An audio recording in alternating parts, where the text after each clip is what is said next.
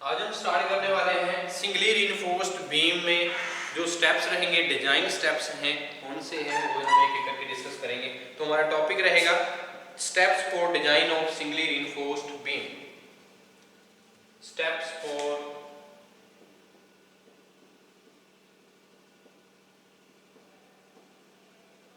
Design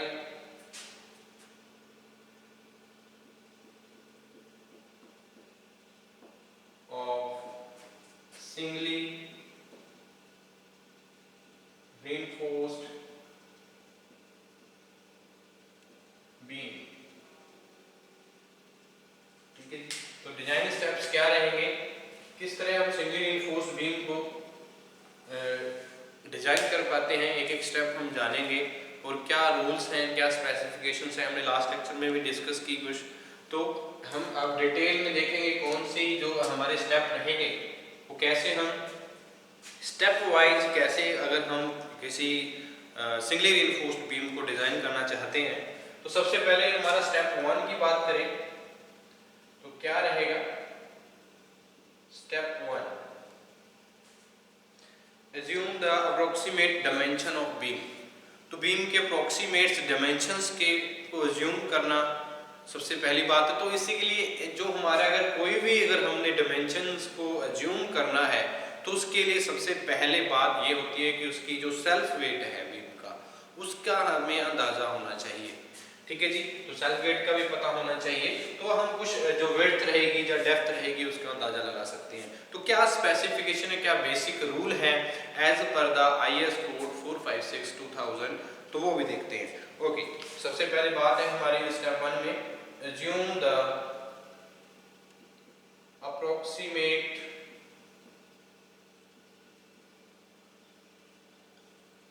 dimensions of the beam। ठीक है जी। तो कौन से डायमेंशन कैसे हम assume कर पाते हैं ये देख लेते हैं। तो सबसे पहले बात करते हैं जो calculate self weight of the beam if not given the size of the beam is required to calculate the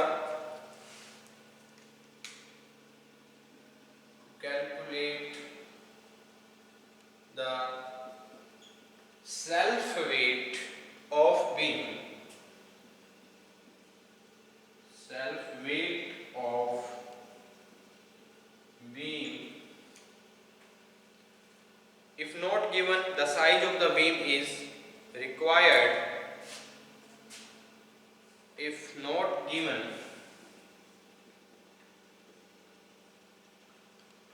the size of the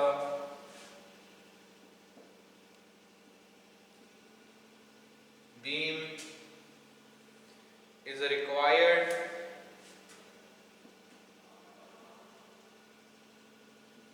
generally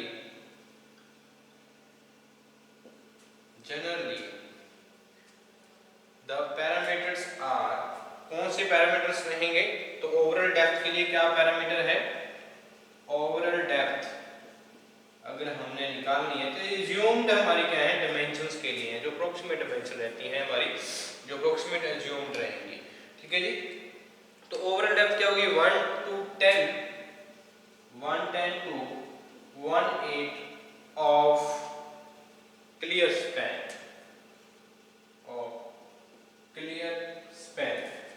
तो ये बात हमने ध्यान रखनी है ओवरऑल डेप्थ के लिए। ठीक है जी। ओवरऑल डेप्थ के लिए जो हमारा assumed approximate dimension रहेगी 1:10 to 1/8 of clear span। और अगर हम बात करें विड्थ की तो विड्थ क्या रहती है, तो विड्थ को हम डिनोट करते हैं B से, ओवरऑल डेप्थ को कैपिटल D से, ये बात भी ध्यान रखनी है। तो 1/2 to 2/3 of D, ठीक है, ओवरऑल डेप्थ ऑफ D। तो ये दो बातें हमने ध्यान रखनी है कब, जब हमें self weight of the beam नहीं गिवन है। अगर गिवन है तो सिंपल सी बात है, हम डायमेंशंस निकाल सकते हैं। अगर हमें गिवन है तो, अगर नहीं गिवन है तो हम कुछ जनरली पैरामीटर्स यूज करते हैं। ओवरऑल डेप्थ के लिए 1 to 10 1/10 to 1/8 of clear span, जितना भी क्लियर स्पैन रहेगा, ठीक है जी। और क्लियर स्पैन कितना होता है, वो विड्थ क्या है 1/10 टू 2/3 ऑफ डी। डी क्या है यहाँ पे ओवरऑल डेप्थ। तो ये बात हमने ध्यान रखनी है, हमारे अगर अज्यूम डायमेंशंस हमने ज्यूम करनी है, अप्रोक्सीमेट डायमेंशंस को देखना है। तो दूसरे अगर हम स्टेप की ओर बढ़े तो इफेक्टिव स्पैन होता है, अगर नहीं गिवन है, अगर नहीं गिवन है, कई बार हमारे क्वेश्चन में क्या होता है, डिजाइन अगर कोई बीम हमने डिजाइन करना है तो उसमें क्या होता है इफेक्टिव स्पैन गिवन रहता है। तो अगर नहीं गिवन है तो कैसे निकालना है वो भी हमें आना चाहिए, ठीक है जी। तो effective span of the beam, next step हमारा रहेगा effective span of the beam if not given, okay। तो नेक्स्ट स्टेप जो हमारा रहेगा effective span.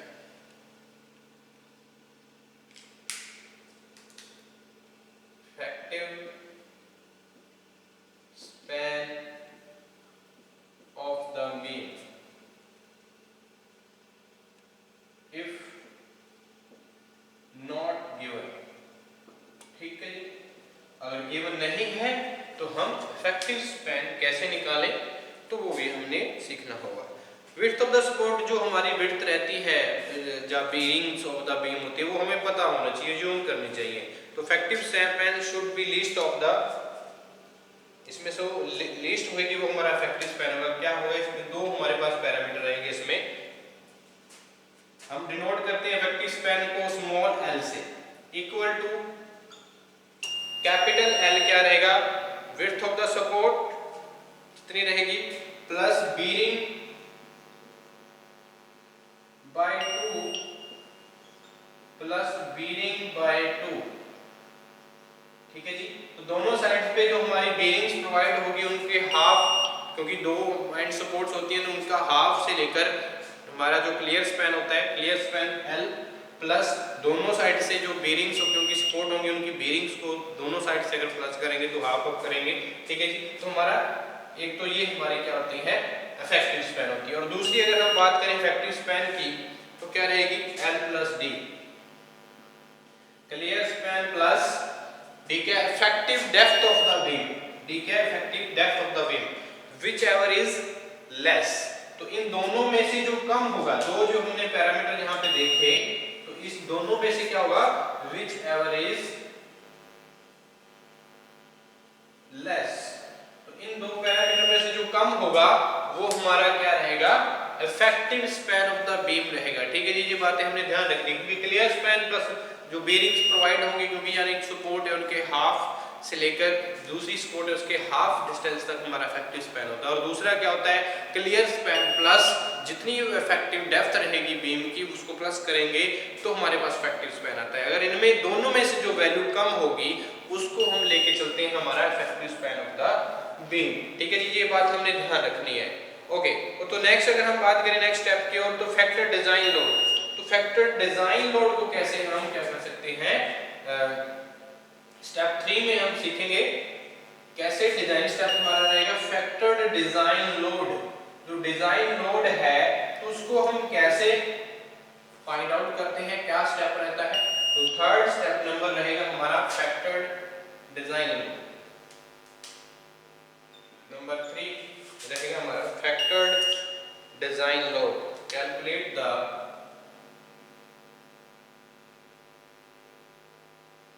Factored design load, ठीक है जी। फैक्टर्ड डिजाइन लोड हमने इसको हम डिनोट करते हैं WU से। ये बातें भी हमने ध्यान रखनी है WU से, जैसे इफेक्टिव स्पैन को स्मॉल एल से डिनोट करते हैं, इफेक्टिव डेप्थ को हम स्मॉल डी से करते हैं, ओवरऑल डेप्थ को कैपिटल डी से करते हैं। ये बातें हमने ध्यान रखनी है, ओके। तो फैक्टर डिजाइन लोड हम स्टेप नंबर 3 में अब कैसे स्टेप वाइज कर रहे हैं, तो ये हमारा क्या रहेगा फैक्टर डिजाइन लोड को, इसको WU से हम डिनोट करते हैं यूडीएल पर मीटर लेंथ। तो टोटल यूडीएल अगर हम निकालें, total UDL uniformly distributed load, ठीक है जी। तो क्या रहता है dead load plus live load, क्या रहेगा dead load plus live load, okay. तो ये बात हमें ध्यान रखनी है, क्योंकि हमें गिवन हो सकता है self weight of the beam given हो सकता है, तो हम यहाँ से भी निकाल सकते हैं फैक्टर डिजाइन लोड से ज़्यादा। ओके, तो ये बात हमें ध्यान रखनी है। और डेड लोड अगर हमने निकालना है तो यहाँ पे डेड लोड है, तो डेड लोड कैसे निकालें और लाइव लोड कैसे निकालें? लाइव लोड हमें गिवन हो सकता है, ठीक है जी। तो डेड लोड निकाल लेते हैं। डेड लोड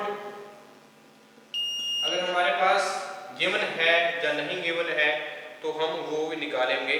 जैसे कैसे निकालेंगे? बी एंड डी अगर हमारे पास है, अज्यूम किया हमने बी इंटू डी इंटू, क्योंकि हम 1 मीटर लेंथ में यूडियन लेके कितनी है 1 मीटर लेंथ के लिए हम डेड लोड निकाल लेंगे, ठीक है जी, into unit weight of the, जो हम यूनिट वेट निकालते हैं स्टील का या हम कंक्रीट का, तो वो हम आरसीसी का जो यूनिट वेट रहेगा वो हम यहाँ पे लिखेंगे। आरसीसी का यूनिट वेट रहता है 25 न्यूटन पर मीटर क्यूब, पर मीटर क्यूब, ठीक है जी। तो ये हमारा डेड लोड निकालने का रहेगा।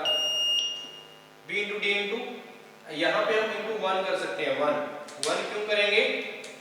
इंटू 1, क्योंकि 1 मीटर लेंथ के लिए हम यूडियल डेड लोड निकालते हैं इस फॉर्मूले से। तो ये बात ध्यान रखनी है। बी क्या है यहाँ पे? Width of the beam. D क्या है? Over and length of the beam. और अब हम बात करते हैं फैक्टर्ड की। ये तो हमारा होगा डिजाइन लोड, तो फैक्टर्ड क्या होगा? फैक्टर्ड लोड क्या होगा? ठीक है, फैक्टर्ड लोड की बात करते हैं। फैक्टर लोड को हम डिनोट करते हैं WU से। Factored load WU equal to 1.5 into W, 1.5 into W। जितना भी हमारा टोटल लोड होगा उसका 1.5 करेंगे तो हमारे पास किसकी वैल्यू आएगी? फैक्टर्ड लोड की। ये बात हमने ध्यान रखनी है भाई, ठीक है जी। तो self weight of the beam given होगा, यानी कि डेड लोड गिवन होगा, तो हम जहाँ पे डिजाइन लोड निकाल लेंगे, फिर उसको 1.5 से अगर मल्टीप्लाई करेंगे तो हमारे पास क्या आएगा? फैक्टर्ड लोड आएगा। टोटल लोड को अगर मल्टीप्लाई करते हैं 1.5 से। तो नेक्स्ट स्टेप की ओर बढ़ते हैं। अगर हम फैक्टर्ड मैक्सिमम बेंडिंग मोमेंट निकालना है, स्टेप नंबर 4 की ओर बढ़ते हैं, तो क्या है?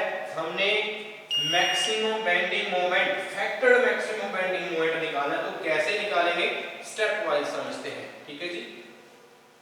तो नेक्स्ट स्टेप जो रहेगा हमारा डिजाइन प्रोसीजर स्टेप रहेगा, स्टेप नंबर जो रहेगा हमारा फोर्थ स्टेप में हम सीखेंगे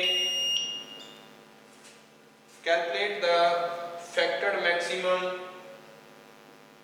calculate the factored maximum bending moment, ठीक है जी। Factored maximum bending moment.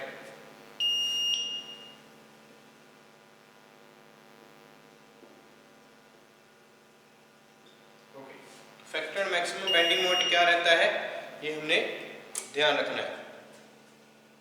Okay,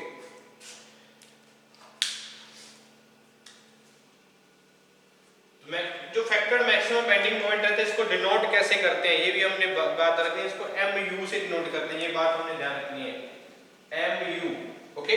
तो MU से हम डिनोट करते हैं factored bending maximum bending moment को। ओके, तो क्या रहेगा मैक्सिमम बेंडिंग मोमेंट?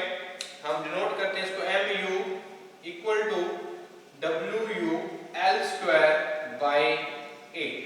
तो ये हमारा क्या है पैरामीटर रहेगा। इसमें इस रूल से हम क्या निकाल सकते हैं? Factored bending maximum bending moment MU, ठीक है जी। तो डायरेक्टली हम WU हमारे पास जो हमने जो पहले एक स्टेप देखा factored design load into effective span को स्क्वायर बाय 8 करेंगे तो हमारे पास क्या आ जाएगा? MU की वैल्यू आएगी। तो नेक्स्ट स्टेप की ओर बढ़ते हैं, स्टेप नंबर 5। स्टेप नंबर 5 क्या है हम कैलकुलेट कर पाएंगे। अगर हम देखें design the beam section as a balance section, ठीक है जी, क्योंकि हमारा बैलेंस सेक्शन और अंडर जो बीम सेक्शन रहते हैं हमारे वो ज़्यादा हम प्रेफरेंस देते हैं। तो हम बैलेंस सेक्शन की ओर बढ़ते हैं। तो अगर हम जो सेक्शन है किस में है, बैलेंस सेक्शन है कि नहीं है, ये भी चेक करना जरूरी है। Design the beam section as a balance, design a beam section as a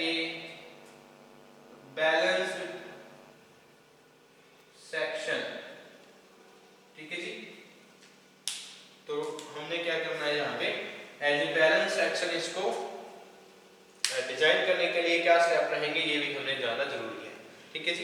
तो सबसे पहले हम MU लिमिटेड की बात कर रहे हैं यहाँ पे, क्योंकि बैलेंस एक्शन के लिए MU और MU लिमिटेड की जो वैल्यू रहती है वो सेम रहती है। वो हम बात यहाँ पे अगर वैल्यू इक्वेट करेंगे वो देखिए कैसे होगा। MU हम सबसे पहले कैलकुलेट क्या करेंगे, इसमें beam section as a balance section अगर हम मान रहे हैं तो कैलकुलेट, ये हमें चेक लगाना पड़ेगा, calculate MU limited. MU limited को हमने क्या करना है, निकालना पड़ेगा। तो क्या रहेगा इसके लिए, अगर हमारे पास Fe250 है, स्टील दिया है, तो हमारे पास क्या फॉर्मूला रहेगा, 0.148 FCK 0.148 FCK BD²। ये किसके लिए है, Fe250, यानी कि माइल्ड स्टील अगर हमने दिया है, कैरेक्टरिस्टिक स्ट्रेंथ कितनी है, 250 है, माइल्ड स्टील है। तो अगर हमारे पास MU लिमिटेड निकालना है, तो अगर हमारे पास है 415, तो हमारे पास 0.138 FCK BD², ये किसके लिए, Fe415 अगर स्टील हमें गिवन है। तो ये बातें ध्यान रखनी है। ठीक है जी, ये हम डायरेक्टली पुट करके MU लिमिटेड की वैल्यू निकाल सकते हैं। ओके, तो अगर हम नेक्स्ट आगे बढ़े तो MU लिमिटेड अगर हम बात करें Fe500 के लिए, तो Fe500 के लिए हमारा रहता है 0.133 FCK BD² Fe500। ठीक है जी। तो ये तीनों स्टील अगर हमारे पास इस तरह से गिवन होंगे तो उसके अकॉर्डिंग हम MU लिमिटेड डायरेक्टली निकाल पाएंगे, क्योंकि हमें कैरेक्टरिस्टिक स्ट्रेंथ गिवन होगी। ठीक है जी। तो FCK गिवन, Fe गिवन होगा हमें, तो ये ध्यान रखना है, स्टील का ग्रेड गिवन होगा। तो ग्रेड ऑफ स्टील जिस तरह से गिवन होगा उसके अकॉर्डिंग हम इसको, जो हमारा रूल है, इसको डायरेक्टली अप्लाई करके हम MU लिमिटेड की वैल्यू निकाल सकते हैं। तो यहाँ पे हम इक्वेट करेंगे for balance section, for balance section MU equal to MU limited के इक्वल हम इक्वेट कर पाते हैं। ठीक है जी। तो ये भी हम बात ध्यान देंगे यहाँ पे स्टेप नंबर 5 में, जो MU लिमिटेड रहेगा वो MU के इक्वल रहता है बैलेंस सेक्शन में। ओके, यानी कि for balance section, for balance section MU equal to MU limited equate करेंगे हम, equate the MU equal to MU limited. तो ये बात ध्यान रखनी है बैलेंस सेक्शन के लिए, अगर बैलेंस सेक्शन है तो हम इक्वेट कर लेंगे, तो यहाँ से जो वैल्यू आएंगी वो हम निकाल पाएंगे। ठीक है जी। तो ये आपने ध्यान रखनी है। यहाँ पे नोट करें, compare the value of D as obtained with the value of D assume in step 1। तो यहाँ पे हम जो D, जो effective depth of the beam निकाला है, और जो कैलकुलेट यहाँ से हमने अगर इसको क्या किया है, बैलेंस सेक्शन रखेंगे तो यहाँ से कैपिटल D, स्मॉल d निकाल पाएंगे, इफेक्टिव डेप्थ की वैल्यू निकाल पाएंगे। ठीक है जी, स्मॉल d की वैल्यू निकाल पाएंगे। जो वैल्यू हमारे पास स्मॉल d की आएगी तो इसके अकॉर्डिंग ये कैलकुलेटेड वैल्यू होगी। जो पहले हमने एक एज्यूम किया है तो उनको कंपैरिजन करना भी जरूरी है। ठीक है जी। तो उनका कंपैरिजन करना भी बहुत जरूरी रहता है। तो कैसे कंपैरिजन करते हैं ये भी देखना होगा। ठीक है जी। तो अगर कंपैरिजन हम देखेंगे तो कंपैरिजन में ये बातें ध्यान रखनी है, कौन कौन सी बातें ध्यान रखनी है कंपैरिजन में वो भी देखिए। ठीक है जी। अगर हमने यहाँ से बैलेंस सेक्शन चेक किया तो कौन कौन से ये हमने स्टेप्स थे हमारे, अगर हमने MU लिमिटेड निकाल लिया है अलग अलग जो स्टील ग्रेड हैं उनके अकॉर्डिंग, तो उसके बाद क्या होगा वो देखिए। तो हमने क्या किया, बैलेंस सेक्शन के लिए हमने इक्वेट कर दिया MU को MU लिमिटेड में, MU भी निकाल लिया हमने, MU लिमिटेड भी। तो उसके बाद हमारे पास जो अननोन होगी यानी कि D होगा, तो यहाँ से हमने D कैलकुलेट कर लिया। ठीक है जी। Effective depth of the beam calculate कर लिया, यानी कि हमारे पास D कैलकुलेट हो गया, इफेक्टिव डेप्थ यहाँ से हमने इक्वेट करके। ओके, तो उसके बाद क्या होगा, जो हमारा कंपैरिजन है वो देखिए, यहाँ पे एक नोट आएगा, नोट रखना है, ये बात हमें ध्यान रखनी है। यहाँ पे जब हमने MU equal to MU limited रखा तो उस टाइम हमने क्या करना है, तो हम देखेंगे जो D कैलकुलेट किया वो उससे पहले जो स्टेप 1 में हमने अज्यूम किया था उसके बीच में कंपैरिजन होना चाहिए। ओके, तो compare the value of D calculated और D एज्यूम, तो सबसे पहले डी कैलकुलेटेड, अगर हमारे पास जो वैल्यू है हमने कैलकुलेटेड की है डी की वैल्यू, वो क्या हो, less than equal to D assume, less than equal to D assume. ठीक है जी, तो उस टाइम क्या होगा, D calculated less than equal to D assume, तो प्रोसीड फर्दर, द प्रोसेस जो है आगे हम क्या करेंगे, जो हमारा स्टेप्स प्रोसीजर रहेगा वो हम प्रोसेस करेंगे, प्रोसीड फर्दर, प्रोसीड फर्दर, तो हम नेक्स्ट स्टेप की ओर बढ़ जाएंगे। ठीक है जी, तो नेक्स्ट हम डिजाइन करेंगे। अगर हमारे पास क्या रहता है, D calculated, D calculated greater than D assume, greater than D assume, जो कैलकुलेट किया हमने वो ज्यादा आ रहा है एज्यूम से, तो हम क्या है, जो हमारा बीम है उसको रीडिजाइन करेंगे। ठीक है, ये बात ध्यान रखनी है, देन रीडिजाइन, देन रीडिजाइन। ठीक है जी, तो ये बात हमने ध्यान रखनी है। फिर हम क्या करेंगे, जो एज्यूम किया है हमने डायमेंशंस को, वो अलग डायमेंशंस हमें एज्यूम करनी पड़ेगी जो यहाँ पे सेटिस्फाई हो।